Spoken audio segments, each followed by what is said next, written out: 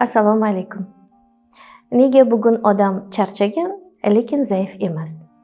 Keling, bugun sizlar bilan shu haqida suhbatlashamiz. Darhaqiqat bugungi kunda odamlar ichida hammasidan charchadim deydiganlar bor. Lekin bu uning zaifligidan emas aslida, yukining og'irligidan va ko'pligidan. Inson bir vaqtning o'zida itoatli farzand, ibratli ota-ona, namunali xodim va yaxshi jamiyat a'zosi ham bo'lishi mumkin. Ammo hech kim unga sen yaxshi insonsan, to'xtab biroz tingin, nafas olgin, dam olgin deb aytmaydi. Aslida charchoq tananing emas, qadrlanmagan qalbning javobi hisoblanadi. Inson qachonki mehnati ko'rinmasa, so'zi eshitilmasa, hislari inkor etilsa, o'sha insonning ichida sinish boshlanadi. Bilasizmi, aslida insonning eng katta muammosi bu uning ongida, ya'ni kuchli majburiyatning tug'ilishidan boshlanadi.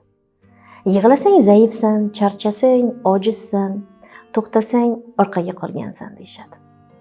Yoki o'ziga o'zi xuddi shunaqa majburiyat yuklaydi.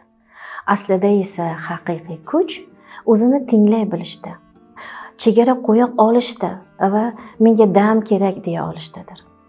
Bugun insonga maslahat emas, uni tushunish kerak.